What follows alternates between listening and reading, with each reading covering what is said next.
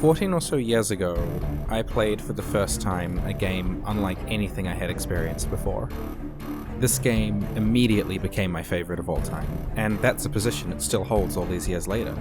It turned everything I thought I knew about the space combat genre on its head, and single-handedly redefined everything I want from a game. I think at some point or another, most of us encounter a life-changing work of art, a film, or maybe a TV show.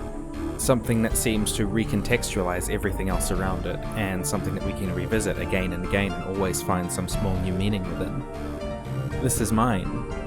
For me, this is the game against which I measure all else. I would like to introduce you to Freespace 2.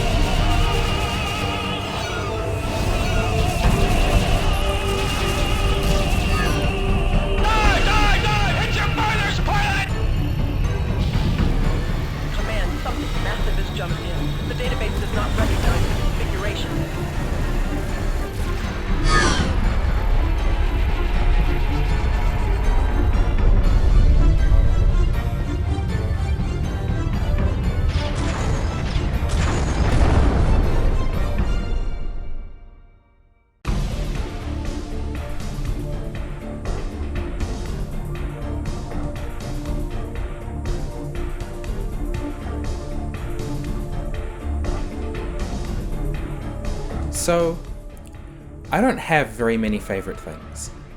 I guess that's kind of the point, but what I mean is Freespace 2 isn't one of my favorites. It is my favorite game.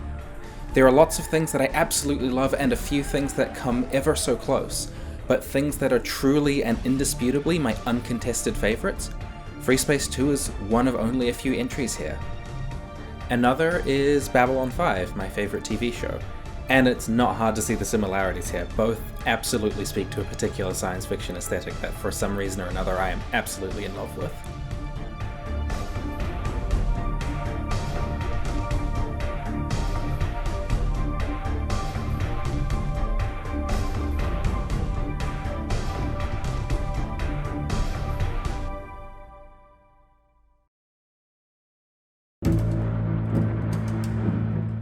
I don't know. Yeah, I'm serious. I genuinely do not know, at least not completely, what it is about this game that pushes it over top of everything else for me. I can point to the easy things like the cool ships and sci-fi aesthetic, those amazing beam cannons, and this fantastic story with some wild twists and turns. But most of these aren't exclusive to this game, and on their own aren't enough to tip it over.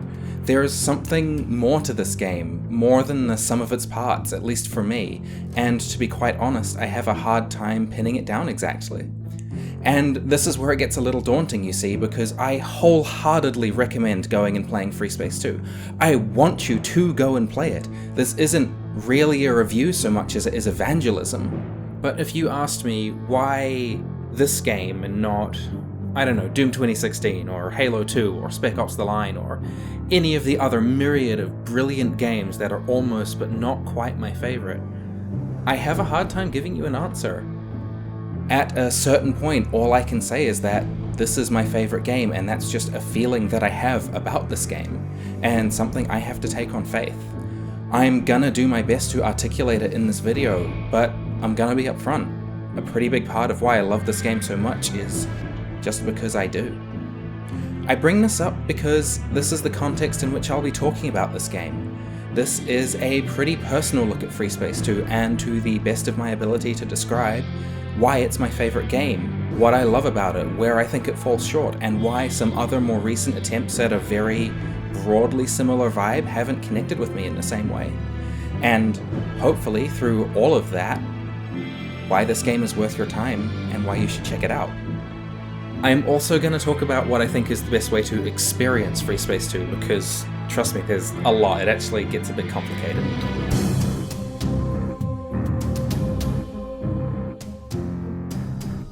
So, strictly speaking, Freespace 2 is a 1999 space combat simulation game.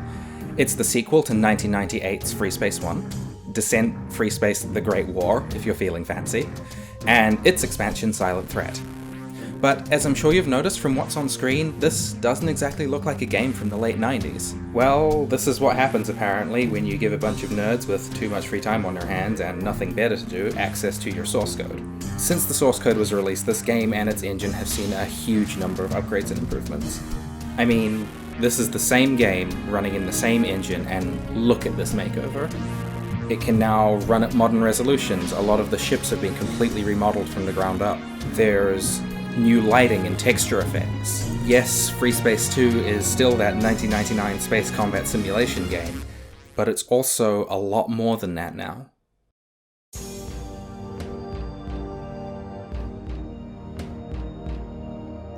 I revisit Freespace 2 every couple of years, and one of the big reasons why is it's always a treat to see what's changed and been updated. Sometimes I'll spot a remodeled ship, the graphics are always being tweaked and improved, and so is the sound. Much of the music has been remastered or rewritten, and some of that even by the original composer. I don't always agree with the new creative choices, but I think that's part of the beauty of it too. In any case, it is beyond wild to me the work that the source code project community puts into this thing. This game somehow simultaneously feels exactly like it did in 1999 and nothing like it did. And this is an ongoing thing too. It'll probably change again, although I'd be surprised if those changes are as drastic as the ones that have already taken place.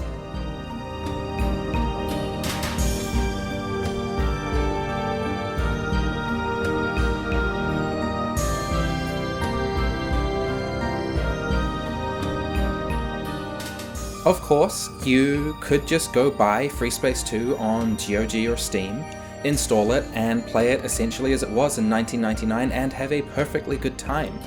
In my opinion, Freespace 2 was already an excellent game, but I think by investing a little time and installing some of the community mods and playing some of the related campaigns the community have created, I think it's possible to significantly enhance your enjoyment of Freespace 2, well beyond what the original retail experience offered. Installing these mods is not particularly difficult either. Nosos is the Freespace 2 mod management tool. It's very easy to use, and I'll have links to it and the source code project's website and forums down below. Do you see what I mean about it getting complicated though? In talking about Freespace 2 as my favourite game, I'm not just talking about the original 1999 release, but also this massive and diverse community project. And while the original campaign and story are by far my favourite aspects of this entire thing that is Freespace 2, Freespace 1 and the rest of the source code project is also an integral part of my continuing enjoyment of this game. For me, Freespace 2 exists in a deep and interwoven relationship with both its predecessor and the community around the game, and I would be doing a disservice to myself and that community and the game if I didn't talk about it. So it's with this in mind that I want to talk about three things in particular. These are the campaigns of Freespace 1, Silent Threat Reborn, which is a community mod, and Freespace 2 itself.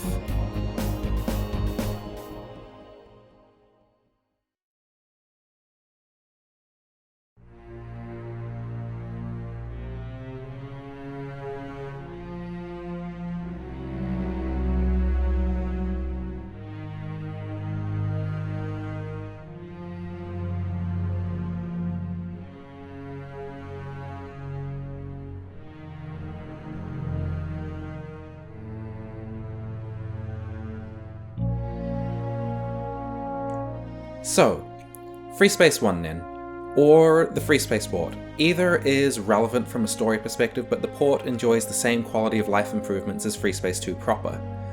It's good. I really like Freespace 1. I want to be really clear about this. It's a good game and definitely worth playing for its own merits, but in my opinion, I think Freespace 1's greatest strength is that it serves as the background for Freespace 2. Here's the thing, Freespace 1's story is dead simple and not necessarily for the better. Enemy wing has just arrived. The game opens sometime in the distant future. Humanity has been at war for a decade with a neighbouring empire, the Vasudans. This war has essentially ground to a stalemate, with neither side able to gain significant ground when, out of nowhere, a new and extremely powerful race, given the name Shivans, bursts onto the scene, attacking both sides and just inflicting devastating losses on the Terrans and Vasudans alike. What the hell? It took out the Taurus already! The Shivan arrival essentially ends the war, and both sides quickly put aside their differences and begin to face a new enemy together, sharing technologies, coordinating fleet actions, and... Do you see what I mean, though? It's a solid setup, there's nothing wrong with it really, but you've seen it all before. I mean, the adage, the enemy of my enemy is my friend, is literally 2,500 years old, and that's just the earliest we know of someone bothering to write it down. Credit where credit is due, though. The Shivans are very well presented as a credible threat. Between the few Pyrrhic victories and the many outright defeats in this game, the deadly beam weapons unlike anything in your arsenal, the cutscenes told from the perspective of the Shivans' last victims, and the very alien design of their ships, you very much get the sense that you're fighting an absolutely devastating foe. As the game progresses, the focus shifts from the new alliance with the Vasudans to whether or not you can successfully even oppose the Shivans and bring down, finally, their biggest, baddest capital ship and save Vasuda. No. And Earth. Yes, but. And it's that but. That but is the great hook. At the end of Freespace 1, your squadron succeeds in taking down Lucifer, the big bad planet-killing monster ship, and the Earth is saved. But in doing so, the jump node leading to Earth is destroyed, effectively cutting Earth off from the surviving Terran and Vasudan colonies. This conclusion is a huge part of why I think Freespace 2 is so exceptional. What an interesting and tumultuous world to start your next story in, right? The Terran and Vasudan fleets are shattered, Earth is lost, and Vasuda is outright gone. The arrival of the Shivans has shown that the universe is bigger and scarier and uglier than anyone was ready to admit. And now, with their mutual enemies vanquished, the new alliance has the hard work of building a brand new society, almost from the ground up.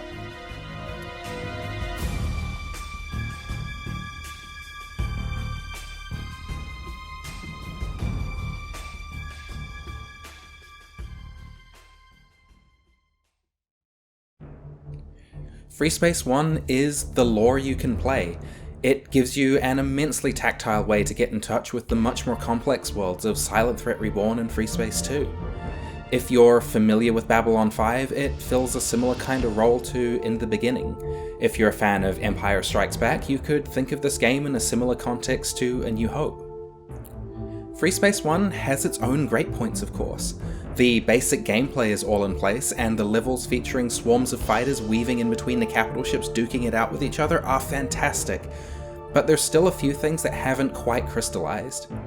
The battles between the capital ships still feel a little bit flat, and the ships themselves don't really interact with the fighter craft that directly.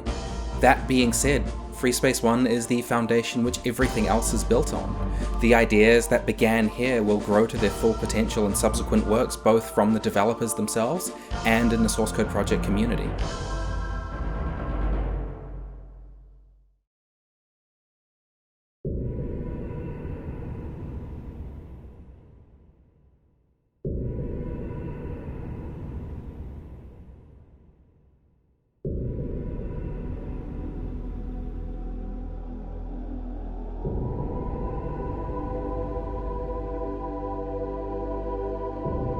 Silent Threat Reborn is one of the most substantial works created by the source code project community. It's huge, a full-length game in its own right. It occupies something of an unusual space, being in part a rework of the original Silent Threat expansion for Freespace, but it has also been substantially altered, rewritten, and expanded by the community to better occupy the space between Freespace 1 and 2. It's a really fascinating blurring of the lines between fan work and canon. There's the significant visual overhaul, characteristic of a remaster, but also a fan reworking of the story and mission structure. Not to mention there's twice as many missions. To my mind, it is superior in every way to the original Silent Threat expansion, significantly fleshing out the story elements and having a similar level of graphical enhancement to the Freespace port and Freespace 2. In Silent Threat Reborn, you play as, or at least are heavily implied to play as, one Aiken Bosch, having just joined the GTI, that's the intelligence branch of the Terran Navy. And if you've played Freespace 2 before, then I hope that caught your attention.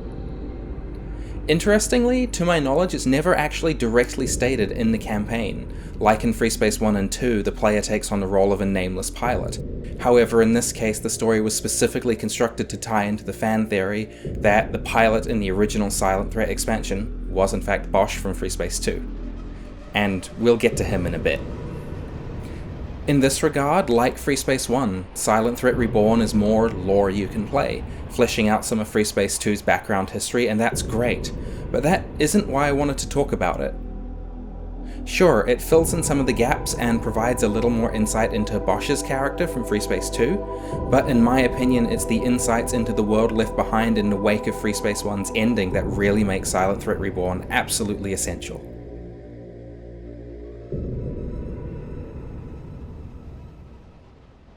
This campaign is set right in the immediate aftermath of the destruction of the Lucifer, directly after the conclusion of Freespace 1. The Vasudan homeworld has been destroyed and the subspace portal leading to Earth has collapsed. The surviving colonies of both empires are in the process of forming a new state, the Galactic Terran Vasudan Alliance, and we get to see firsthand how this fragile new alliance is keeping itself together. Hell, in literally the first mission, your job is to warp in and murder a bunch of your Vasudan allies because their Terran wingman got a bit trigger happy, shots were fired at their supposed new friends, and now news cannot get out, for fear it will reignite tensions between the Vasudans and humanity. Sanitize the area of all hostiles. All voices must be silenced to preserve the Terran Vasudan alliance. This newfound alliance has just vanquished the enemy that brought them together. Now it has the hard work of keeping itself together and building its new society. And here is where we get our first glimpse of just what lengths they're going to have to go to in order to do that. As well as the fact that not everyone wants to be a part of this new alliance, especially now the immediate threat of the Shivans has largely passed. If the formation of this alliance seemed a little too easy in Freespace 1, Silent Threat Reborn is here to immediately dissuade you of that notion. They have a lot of work to do, and good old-fashioned space racism is alive and well. This campaign is all about the shadier parts of the Terran military as they scramble to try and keep the alliance together, and to capture and study as much Shivan technology as they can get their hands on in the aftermath of the war. It's great, real Black Ops shit.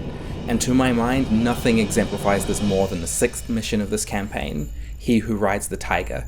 It is one of my favorites across all 3 campaigns. Shivan wing arriving! Take your feet off the dashboard, pilots. We've got bandits to kill. 3 science vessels are carrying some captured Shivan technology. They are heading home to their research base, and your job is to protect them. You get jumped by a couple of wings of Shivan fighters as expected, but with the Shivan fleet now in tatters, not much resistance is likely. It's a fairly normal escort mission, until it isn't. Hey, what was that? What was what? Bridge! Command! They're gone! They've escaped!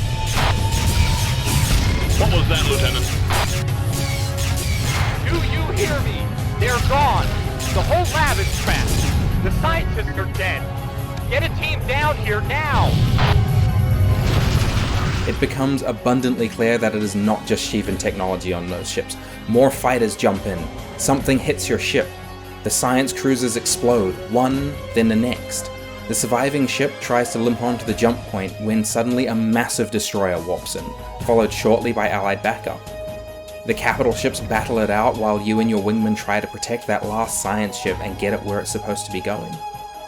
This mission is a masterclass in ratcheting tension and escalating stakes. It is one of the strongest entries in an excellent campaign. It is incredibly good.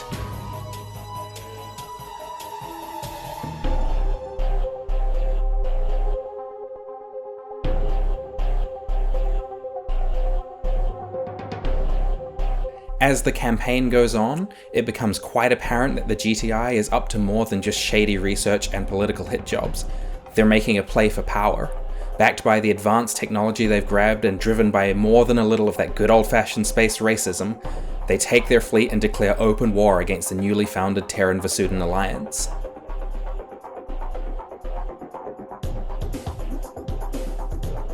Like Freespace 1, the broad strokes of the story are actually fairly simple stuff. Structurally, Silent Threat Reborn significantly mirrors Freespace 1, gradually ratcheting its stakes with a compelling enemy that is well established as a threat, and ending in a showdown with a giant capital ship representing the best and baddest said enemy has to offer. But there is just so much more in the details, and I think it's those details that add a wonderful new dimension to both this campaign, as well as the wider Freespace universe.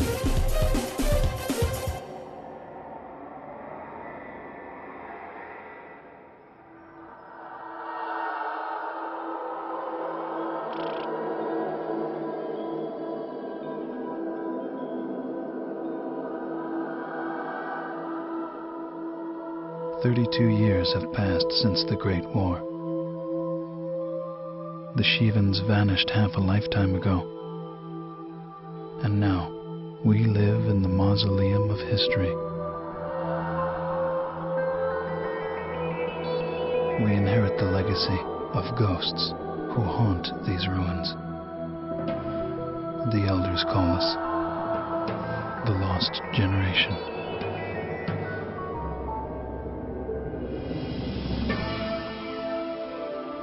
I remember stories of a glorious civilization, of cities with spires that reached the sun, of a blue planet with vast seas, of people with myths of humanity everlasting, of children who saw in the embers of dying stars the destiny of their race.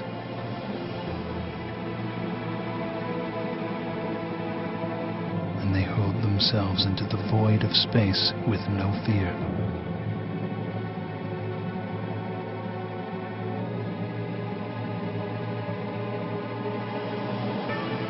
They say our people have no present, only a past filled with horror.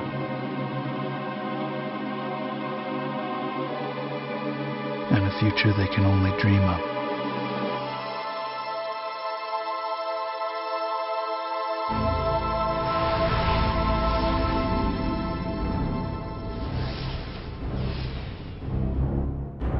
So, finally, Freespace 2.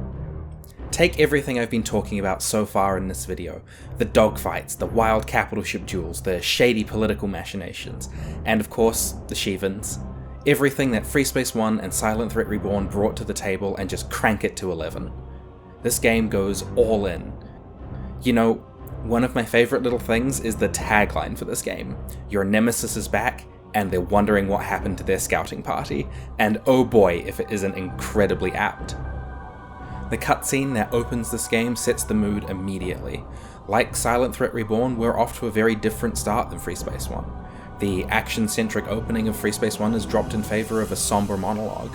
The Pyrrhic end to the last game has clearly informed the tone of this one. And like in Silent Threat Reborn, we are very much in that pensive, unsettled afterworld left by the first game and the devastating war with the Shivans. That said, despite its somber tone, the Alliance has clearly grown considerably. Terran and Vasudan ships are prominently shown operating together in the opening, but all isn't well. A career admiral, Bosch, who fought in the war against the Shivans and against the GTI during its rebellion, has started a rebellion of his own, capitalizing on anti-Vasudan sentiments and forming the Neo-Terran Front, and sparking a civil war. Even after 30 years, that good old space racism is alive and kicking. The first mission in Freespace 2 starts off in a fairly unassuming manner. We've been assigned to the GTD Aquitaine, a relatively new destroyer, and our first job is to escort some ships. They're fairly well defended, and a few wings of rebel fighters jump in, you and your buddies shoot them down, the end. Almost. A rebel corvette has run a blockade and warps in, and it's here where we get a real taste of what Freespace 2 is all about. A Vasudan destroyer arrives a moment later, and after a brief exchange of words between the two ships, the Vasudans open fire. And, well... Gunnery control, open fire. Everyone's got those beam cannons this time around, and oh boy does it liven up the place. Flying around the capital ships battling it out was great in Freespace 1 and Silent Threat, but this edition takes it to a whole new level.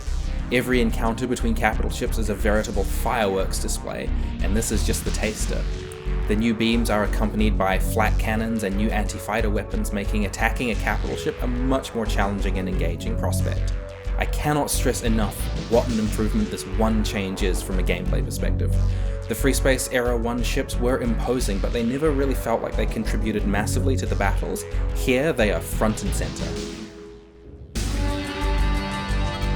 Command, the target has turrets and a fighter bay. It must be a rebel installation. We're scrambling bomber wings now. Destroy that base, pilots.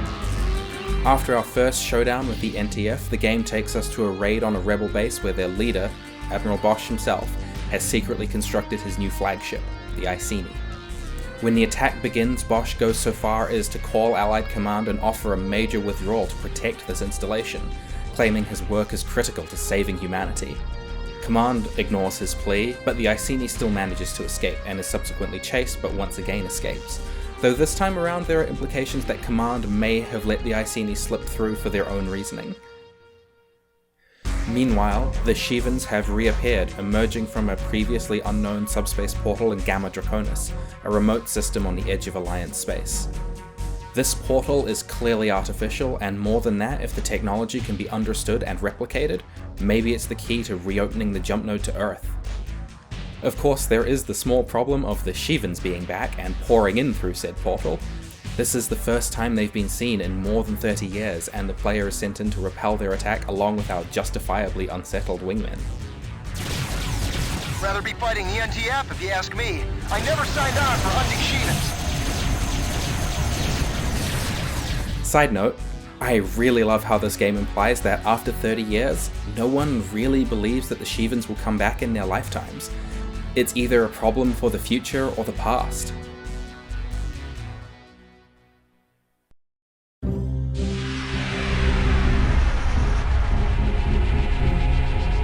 See what I mean about Freespace 2 cranking it up a notch?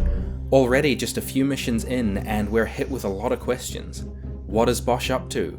Why and how are the Shivans back? What's beyond the Knossos portal, and is the risk of keeping that portal open potentially worth the reward of reconnecting with Earth? Can the new Alliance, now with more than 30 years of technological development behind them, successfully oppose the Shivans this time? After a quick victory against the Shivans at the gate, the GTVA sends through an expeditionary force led by the Aquitaine. They find themselves in a dense nebula, an ancient supernova remnant. A sci-fi nebula, not a real one, but hey, it makes for some really good atmosphere. It's another one of those incredible environmental additions that really enhance Freespace 2 over its predecessor. Adrift in the nebula is a rebel cruiser. When pressed for information, they refuse to say what they are doing in the nebula, and a Shivan attack destroys the ship shortly after, though it seems clear that the Neo-Terrans are responsible for opening the portal and once more loosing the Shivans. The GTVA push further into the nebula and destroys a number of Shivan vessels, including the Ravana, a fearsome destroyer which swiftly dispatches 2 corvettes before it is brought down. With the Ravana brought down, Allied Command moves to secure the nebula, attacking and raiding a number of Shivan operations as well as testing new weapons and technologies in the nebular environment. There's this cool little mini-arc where you get assigned to a Vasudan ship, the PVD Samtic, as part of a pilot exchange program. And there's some really neat world-building stuff in here. You fly Vasudan ships with Vasudan wingmen and under a Vasudan captain. It further gives you a taste of the changing relationship between the Terrans and Vasudans. The main menu even gets changed up too. Normally it has this fairly traditional hangar bay look, but for the time you spend with the Samtic and her crew, it gets changed up for this fantastic alien interior. Now, the sensible person might well ask, okay, the nebula is swarming with Shivans, how about we get the hell out of here and close the portal? Ravana has clearly demonstrated that there's bigger and badder threats out there, but this portal could be the key to once again reconnecting with Earth. I think the GTVA's desire to hold the portal open as long as possible is very understandable in this context. Doing so very much turns out to be the wrong decision, of course, and oh boy, we'll get to that. But it's the wrong decision motivated by the right reasons, at least. It certainly doesn't come across as stupid.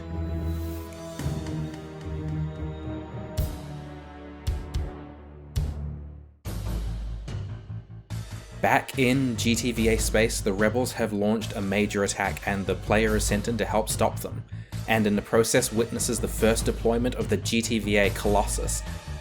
The deployment of the Colossus crushes Bosch's fleet and effectively ends his rebellion, so he rallies his remaining ships and makes a run for the Knossos portal and the Shivan Nebula behind it. Most of his fleet is destroyed running the gauntlet, and the Iceni finds itself in the nebula alone. Meanwhile, the GTVA has its hands full combating a massive new Shivan warship, with firepower rivaling even the Colossus. Though, through the combined efforts of a number of warships, including the Colossus, this new Shivan threat, now called Sathanas, is destroyed, and the Alliance return to the nebula to search for Bosch and the Iceni. This is Lieutenant Rusk, NTF Iceni.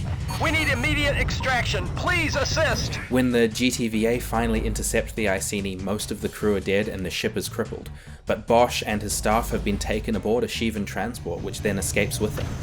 The Shivans boarded us! They killed everyone! I've got 33 survivors on Deck 7. There's got to be more below!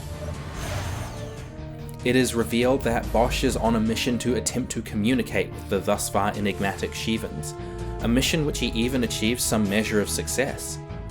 His log entries reveal that his entire rebellion was a smokescreen to pursue this goal. He firmly believes pursuing contact with the Shivans is in the best interest of humanity, and that our future belongs with them and not the lowly Vasudans.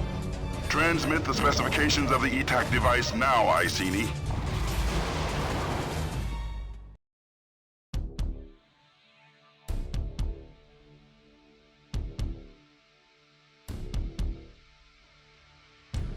Sorry to tangent again, but throughout the first two acts of this game, there is this real overconfidence bordering on arrogance to the GTVA, and I just love how it's played.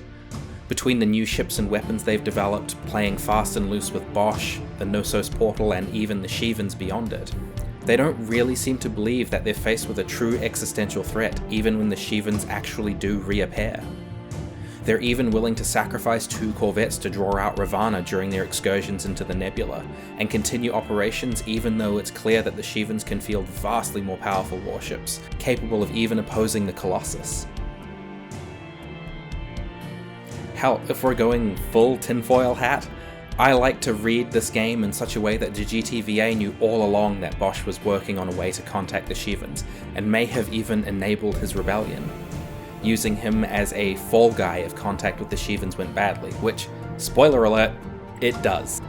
Nothing in the story really directly says so, though there are a few little things that do kinda gesture at it. It's more the kind of theory that comes from reading a little too much into things, but for my own part, I like it. The GTVA wanted, for some wrong-headed, dumbass reason, another encounter with the Shivans, and Bosch was just the tool they used to get that encounter. To be clear, I'm not in any way asserting this is canon. It's just a fun little headcanon that I like to entertain. Now, granted, the new capabilities that the GTVA have are impressive and do indeed win them many victories during the game. The Colossus almost single-handedly crushes the NTF rebellion by about halfway through, and then goes on to successfully engage a number of Shivan warships and even the first, keyword first, Sathanas, its Shivan counterpart.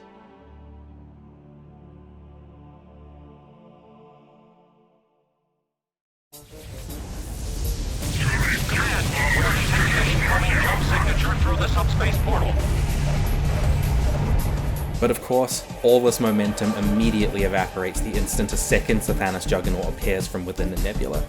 It swiftly destroys the GVD Samtic, and from here on out it's just retreat after retreat. An optional scouting mission has you sneak behind the lines only to find more portals and dozens more of the Shivan Juggernauts heading for GTVA space. The Aquitaine is attacked and disabled in the nebula. It manages to limp back through the portal to safety, but the writing is on the wall. An attempt to demolish the Knossos portal with nuclear weapons fails, and the Shivan fleet begins pouring through.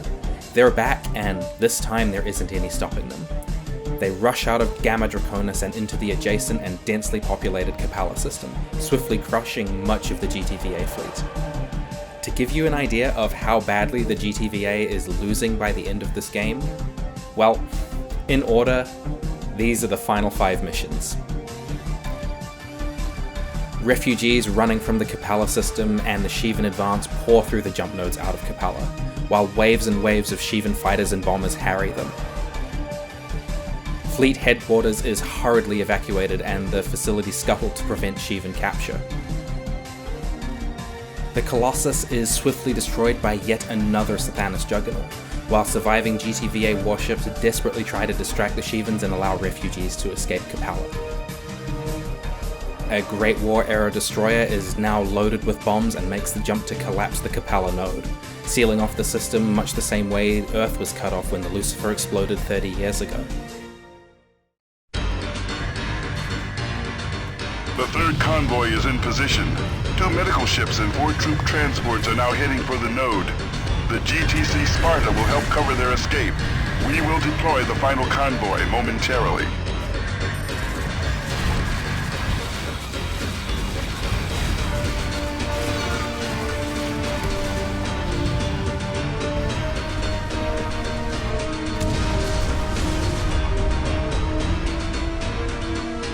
Hostiles approaching fast.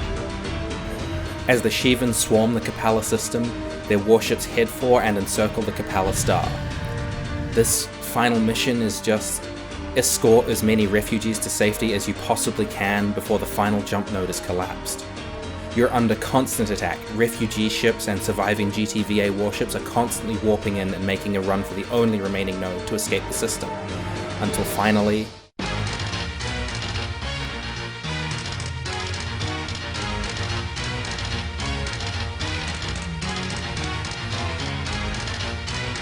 the Sheevans destroy the Capella star. Like, that's just a thing they can do, and with it, 2 things become abundantly clear. 1, where that nebula earlier in the game came from, and 2, that the GTVA never stood a chance.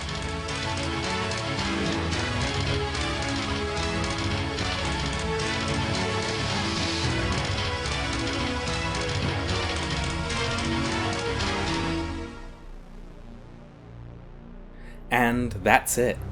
That's how Freespace 2 ends. Remember how I said that this game takes everything great about its predecessor and just turns it up to 11? The end of this game makes the Pyrrhic victory at the end of Freespace 1 seem like fucking Christmas. Despite the tragic losses in Freespace 1, it is a war that is definitively won. Earth is saved and the Sheevan threat is vanquished. Sure, there's a catch, but you could still argue overall it's a win. Freespace 2 is far from as kind, with a whole star system and millions of people just gone. If the end of Freespace 1 showed it was indeed possible to oppose the Sheevans, the end of Freespace 2 quite definitively says the opposite. When the star goes nova, the player has a choice to either stay fighting till the end, or make a run for the jump node out of the system and try to get to safety. Neither option really affects how the game ends, but in the final log, your CO makes mention of your heroism if you stay and die.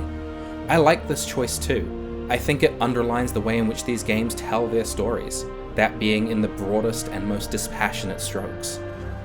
The stories that these games tell are extremely depersonalized. These aren't really the stories of people, but of peoples. Whether you lived or died at the end doesn't really matter. You were just there to bear witness to history.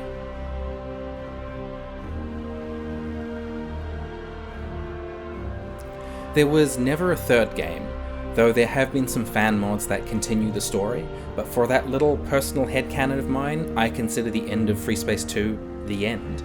It's kind of an unusual note for a story to end on, but honestly that's kind of why I like it. It leaves the world a terrifying and uncertain place and room for infinite speculation. I mean, think about it. There's this force out there in the universe that could just erase your entire civilization, and nearly did twice. You're safe for now, but if they find you again, that's it. Game over. You have no idea who they are, what they want, or why, only that their existence seems to be fundamentally incompatible with your own. It's the kind of vibes that I think make cosmic horror in the vein of, say, The Color Out of Space so utterly compelling.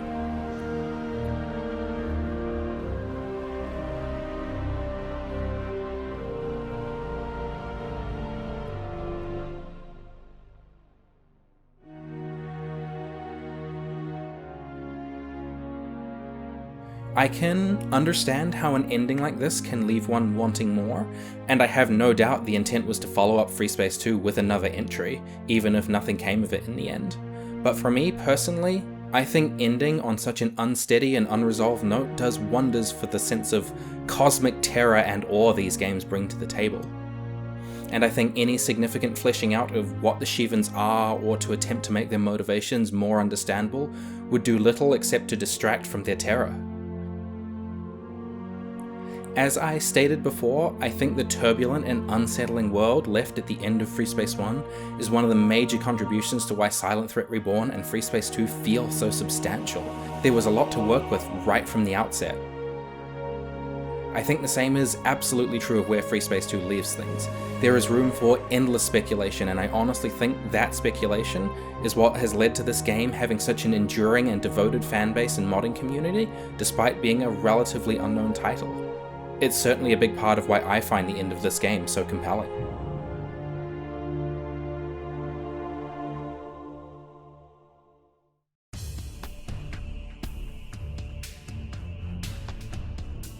So, at time of writing, I've been playing through the Mass Effect games for the first time.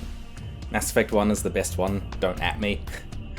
I bring this up for a couple of reasons. One is that there are obvious aesthetic similarities between the Shivans of Freespace and the Reapers of Mass Effect. Both are absolutely cut from the same cosmic horror cloth. But the bit I specifically wanted to talk about was a section in Mass Effect 1 where you attack the space and find where the game's antagonist, Saren, has been talking to his master, a sentient ship called Sovereign, and you, the badass Space Commander Shepard of Space, get a chance to talk directly to a member of this series' major antagonists. And you know what he tells you? That his motivations are beyond comprehension. Like, that's it. Why not just be incomprehensible then? Dude speaks English, sounds pretty comprehensible to me. It's not a huge stretch to then imagine that his motivations are too. Now, overall, I really liked the game, but this scene in particular struck me as odd coming from having played Freespace, where the big baddies are much more literally incomprehensible. They never speak to you and you never get an opportunity to speak to them. The closest thing to communication from the Shivans you ever hear is unintelligible static. Their motivations are never made clear, and the best speculation the Ancients had, that's those last victims of the Shivans I touched on in the Freespace 1 section, was to the tune of, well, I don't know, and we probably deserved it anyway. Which, okay, relatable, but it doesn't really explain anything, does it? The one guy in Freespace 2 who achieves anything close to communication with the Shivans gets his ship wrecked and his crew slaughtered, which I guess is a net gain over being outright destroyed with the loss of all hands, but hey, it's not exactly happy first contact day. Now, as it so happens, I think what the Reapers actually turn out to be is fairly interesting, but it is hardly incomprehensible. In fact, in a sense, it's quite logical. And while I have opinions on how that trilogy ended in terms of execution, of the problems I have with it, what the Reapers actually turn out to be is not one of them. For those who don't know, as the Mass Effect games come to an end, it is revealed that the Reapers harvest all sentient life in the galaxy every 50,000 years or so, stick your whole species in a giant blender and essentially distill the entire cultural zeitgeist of your civilization into a new entity, and create a new member of the Reaper species. Each new Reaper is a literal embodiment of the civilization that was juiced to create it. This is done in the name of preserving each species for all time, in the belief that left to their own devices, most species would eventually self-annihilate. Reaping ensures that any given species is preserved for all time. It's a pretty cool reveal, right? But I think invoking that same sense of incomprehensible cosmic horror as Freespace 2, and then revealing it to be a totally comprehensible cosmic horror takes something away. It takes away the impact an incomprehensible terror has by explaining it, and it takes away the terror of a comprehensible horror by neglecting explaining it until the big reveal, rather than taking the time to examine why this particular, quite comprehensible horror is still in fact horrible. Personally, I think I'd rather have known what the Reapers were earlier on in the story, with the narrative focusing on the implications of that knowledge. Think of all the absolutely fascinating discussions you could have had with your companions, with Sovereign in Mass Effect 1 and Harbinger in Mass Effect 2, if you knew what the Reaper's deal was fairly early on.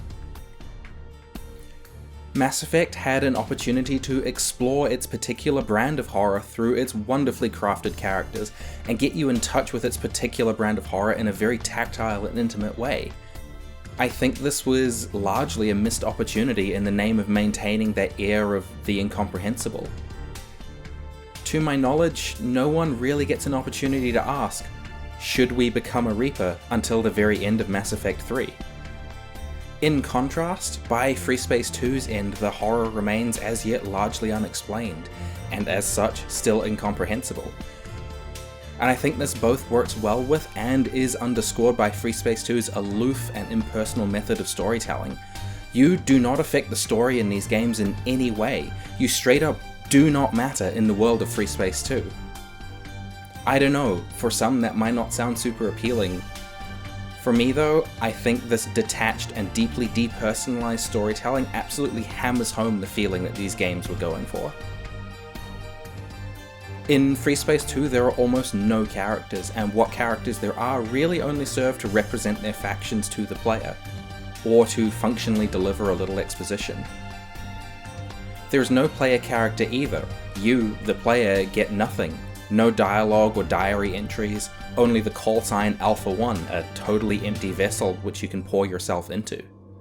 The only real exception to this is Bosch, and even then his characterization is razor thin.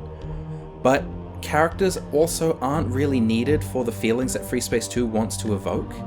This game is about the biggest possible forces in the world buffeting you around, and the less you know about them, the bigger they seem. Like I said, these aren't the stories of people, but of peoples. Honestly, sometimes it's like reading a Wikipedia article on some famous World War II battle. If you Google the Battle of Midway, you'll find out the fates of tens of thousands of lives, of dozens of ships and hundreds of planes, but the names of so very few people. And in conjunction with an enemy that you know absolutely nothing about, it serves only to underscore the feeling of being absolutely out of control in a wild and dangerous universe.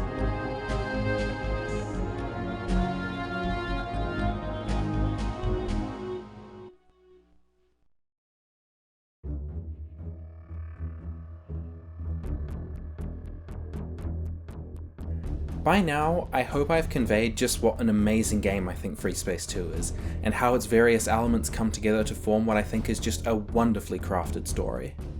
In general, I think the storytelling is nearly perfect for what it is and the vibe it's going for. However, like anything, Freespace 2 still has flaws. There are a couple of missions around the middle of the game that seem a little fillery rather than actually contribute anything to the story especially. But this is a pretty minor complaint. Unfortunately, on the technical side, it's a little less rosy. For one thing, this game is old, and despite all the myriad of improvements it has seen over the years, it is still absolutely a product of its time. And because that time was the late 1990s, there were a lot of things we game developing apes just hadn't quite figured out yet. For example, this game has a billion discrete controls. Realistically, to get through the whole game, you actually only need a small fraction of these controls. Most of the rest are hotkeys that do something already possible, just quicker. Some of these can be useful, but the game doesn't really make it clear which of these controls are important and which are less so. Some of them are required for tutorial levels that you'll use once and then never touch again. Others are more influential. Because of this game's age, there's no default bindings for, say, popular models of flight sticks or the Xbox controller, so as part of setup, if you're planning on using a flight stick, you'll be spending a while doing your bindings. Annoyingly, there also isn't a way to adjust your control bindings in mission. You have to do it from the main menu screen. Meaning that if you get halfway through a mission and then suddenly realized you haven't bound the one stupid specific control that you need right now for some reason, you have to quit, navigate this nightmare again, set it, and hope it doesn't conflict with something. Hell, sometimes if you have custom controls set and then forget to bind something, you'll straight up break the tutorials, or a couple of the missions that need you to do one incredibly specific thing because apparently this list feels the need to justify its own existence. And if you're playing using Gnosos and the source code project mods, there's no way that I'm aware of to duplicate your bindings across different mods. So if you're playing across a few different mods, you're going to have to redo your bindings for some of them. And speaking of control frustrations, this game plays best with a flight stick, already a niche accessory, but you can get a serviceable experience with a keyboard and mouse. Unfortunately, it does not play nice with an Xbox controller. This game simply needs a few too many controls to be practical on a traditional gamepad. This makes playing the game away from your desk, like for example in the lounge on a TV with your mates, a bloody nightmare. I managed to get it fairly playable using the Steam controller. Ah yes, that thing that so many people own. It meant that I could actually play on my TV, and it was a lot of fun, but again, setup was an absolute fucking nightmare. The Xbox Elite controller is also probably a good bet. With its additional buttons, I reckon it would work pretty well.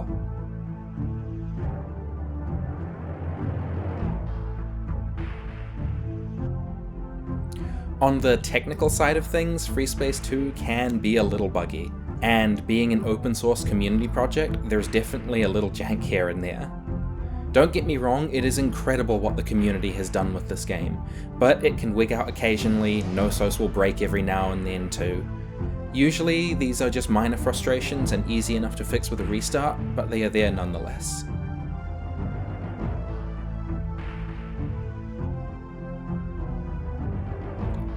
These next couple of criticisms are much more subjective in nature and speak more to creative decisions than any technical failings on the game's part. In fact, these are elements that I so happen to quite like about this game, however they aren't for everyone, and I think that bears mentioning. This game is laser focused on doing one incredibly specific thing and doing it well, and that thing being space combat. There's no getting out of your ship and wandering around, no landing on planets, no trading, no exploration, no hot companions to fuck! Your options are exactly two, fighter or bomber. Don't like it? Tough. Fuck off back to Elite Dangerous then, I guess. I bring this up because Elite is a spaceflight simulation game with broadly similar controls and conception of spaceflight. However, in terms of gameplay, Elite is a much broader experience. You can trade, bounty hunt, explore, freely visit quite literally 100 billion star systems, fly dozens of vastly differing starships. Hell, you can even get out and go for a walk these days. When compared alongside that, Freespace might seem like a narrow experience, but what it loses in diversity of play, it gains in being able to tell a tightly focused and engaging story, something that Elite Dangerous can only gesture at. And speaking of that, the story is another one of those subjective criticisms because everyone's taste varies and the stories Freespace tells are told in a very particular way. Almost every bit of plot in this game is delivered through a monologue of some description, usually delivered by a nameless wingman or one of the very few named characters in these games. This means that the story of Freespace is very aloof and quite detached. Now, as I mentioned, I so happen to really like this approach, and I think it works extremely well for this game, but I also know this method of storytelling is not for everyone, and if you're the kind of person who gets drawn in by complex interpersonal dramas, then I am sorry to say there's a real dearth of it here. Even as someone who generally agrees with most of the creative choices in this game, there are definitely a few that, to my mind, just don't quite sit right. For example, there's this thing where when each mission starts, you get a briefing which gives you the general mission plan, objectives, and it's great.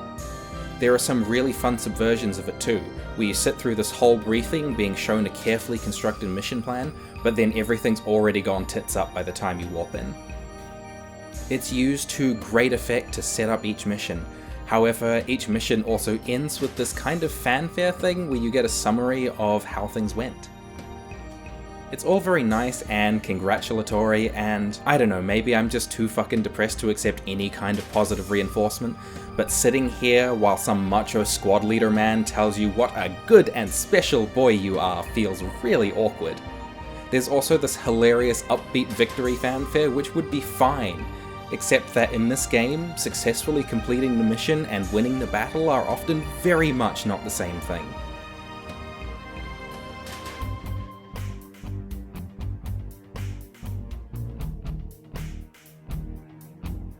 And if I had to continue harping on the aesthetics for a moment, the voice talent is definitely a sticking point.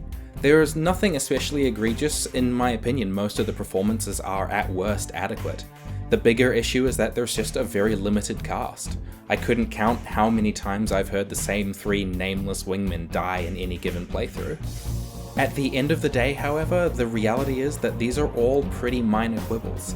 Nothing that's deal-breaking in my opinion, except possibly the requirement of a flight stick. But realistically, even the most basic one is more than enough for this game, and that's hardly an expensive accessory at the entry level. A far bigger concern is simply whether or not this is your kind of game, whether or not you are picking up what it's putting down.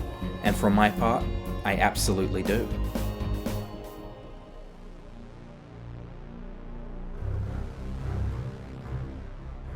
I absolutely love the way this game delivers its story, and I think it was the perfect choice to mesh with its mechanics and genre. The Freespace games are space combat games to a T, and the thing about space combat games is they aren't very personal. Every interaction is at a distance. Your allies will only appear through the radio or on a communication screen, and you won't get any closer to your enemies than the hulls of their ships. This genre of game, by its very nature, already puts dramatizing complex interpersonal relationships on thin ice. In fact, I've played 1 or 2 space combat games that have tried to have an actual main character, and I always thought it came off a bit weird. Like the gameplay and writing always seemed at odds with each other. So why even try? Freespace 2 focuses its attention on the world around the player, to an almost extreme degree. When you think about it, you don't really make any decisions at all in the game. You go where you are sent, and you can either fight and live or fight and die, and even that doesn't really matter if the final mission of Freespace 2 is to be believed. The player is just a cog in the machine to their allies, and merely a minor obstruction to be swept aside by their enemies, and what better way to communicate that feeling than to remove as much agency from the player as possible. And the Shivans. They are as force of nature villains as they come. They never speak. Their history and origins remain a complete mystery to the player. They show no interest in things like territory or natural resources or other broadly understandable motivations. They simply appear out of the void and begin wiping us all out. The game goes out of its way to avoid ascribing any human motivations or personality to these creatures, daring only to make a few vague suggestions for the player's benefit. Enough to service the story, no more, no less. And again here, I think the choice to tell the story as minimalistically as possible and in very broad strokes holds fast. The Shivans remain a spectacular mystery, a void to speculate on and contrasted superbly with the player's allies and even Bosch's rebel faction, whose motivations, while painted broadly, are recognizably human. In the Shivans there is simply nothing, and by extension, nothing human.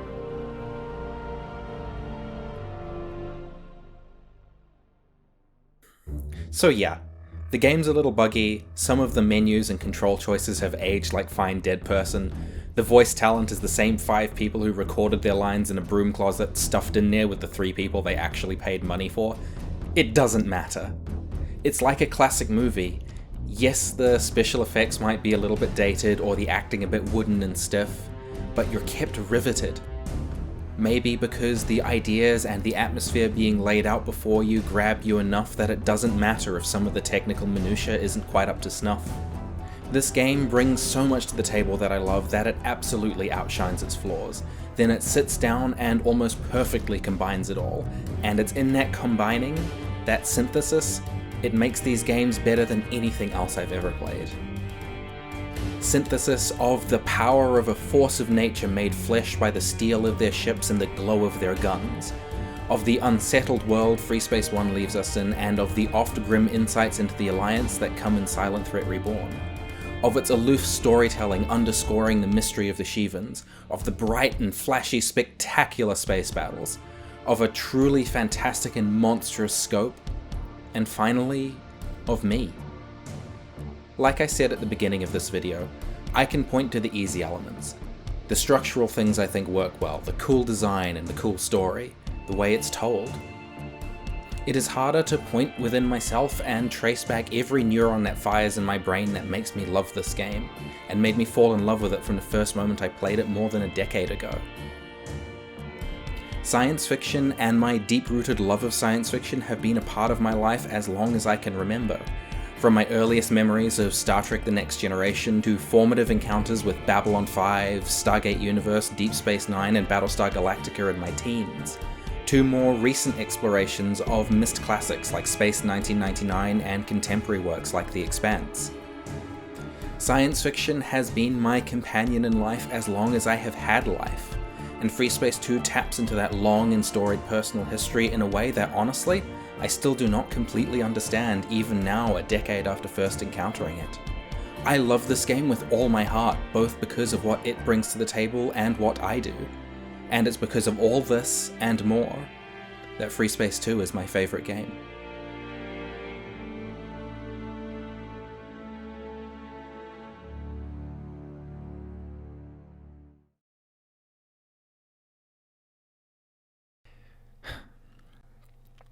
Hey everyone. If you made it this far, then thank you so much for sticking it out to the end. That alone really does mean the world to me. This video has been literally a year in the making, and to be honest, I'm really proud of it, and I hope you like it too. If so, I would be immensely grateful if you'd consider supporting me on Patreon or subscribing to the channel, and for those who already have, I cannot thank you enough. I have a bunch more stuff in the works, and I'm really excited to share it with you all. In any case, thank you so much for watching, take care, and I'll see you next time.